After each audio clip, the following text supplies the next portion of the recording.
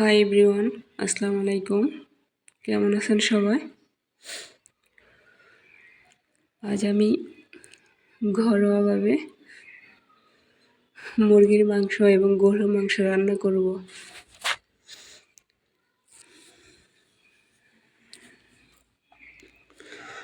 প্রথমে মুরগির মাংসগুলো ভালোভাবে পরিষ্কার করে তেল গরম করে ফ্রাই প্যানে দিয়ে দিলাম।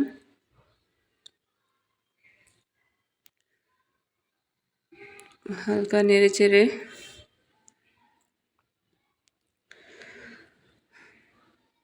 তারপর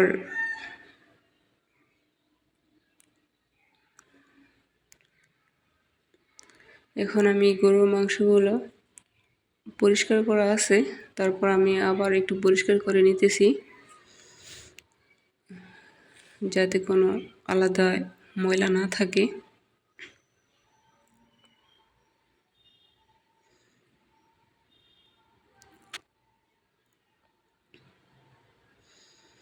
আমি একবার ধুয়ে পানিগুলো পালাই দিছি, আগে তো ধোয়া ছিলই, তারপর আবার ধুয়ে নিলাম।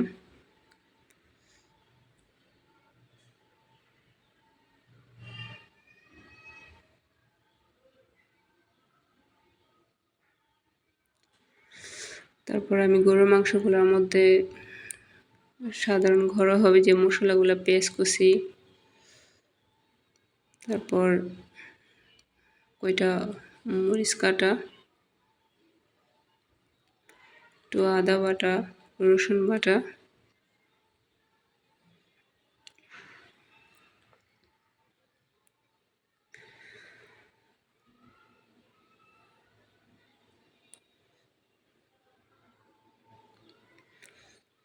সাথে লবণ, হলুদ গুঁড়া, মরিচের গুঁড়া,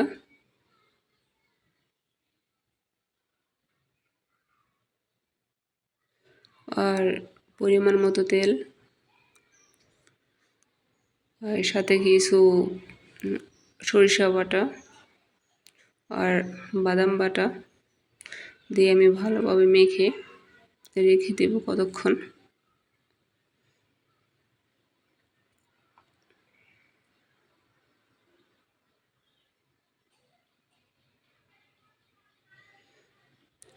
এরপরে আমি মুরগির মাংসটা বসাইয়ে দিব। প্রথমে তেল গরম করে পেঁয়াজ কুচি দিয়ে দিলাম,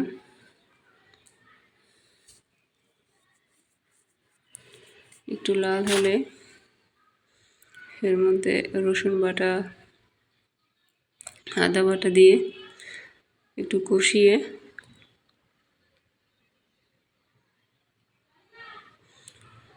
সাথে বাদাম বাটা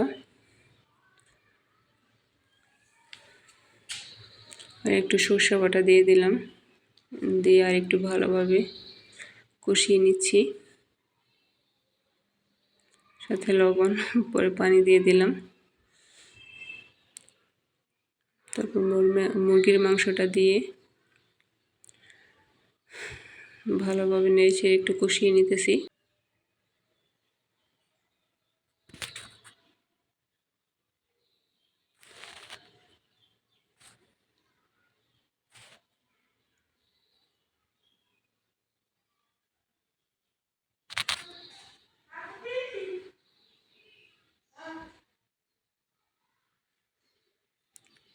মুরগির মাংসটা ভালোভাবে কষানো হয়ে গেলে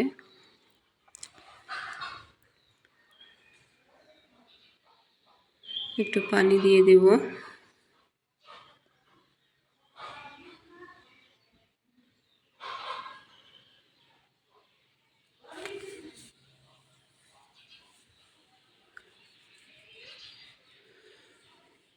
পানি দিয়ে কতক্ষণ রান্না করব। রান্না করার পর এই যে হয়ে গেল আমাদের মুরগির মাংস।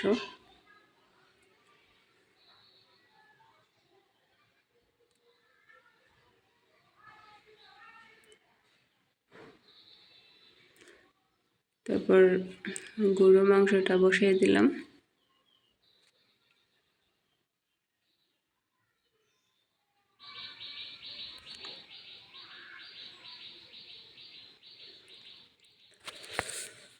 গরুর মাংসটা কষিয়ে কতক্ষণ ঢেকে দেব। আসলে আমি অতটা ভালো রান্না পারি না, যতটুকু চলার মতো আর কি রান্না পারি, খাওয়া যায় এতটুকুই। আমরা আবার আমাদের ফ্যামিলিতে মাংসের সাথে একটু আলু পছন্দ করে সবাই, একটু আলু দিয়ে দিলাম।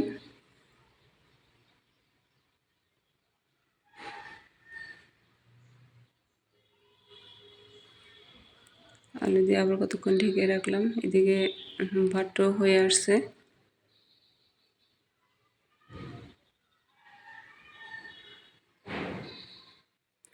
এর মাঝে মা আবার আমাকে রুটি আর হালুয়া দিয়ে গেল খাওয়ার জন্য, আমি খাইতেছি।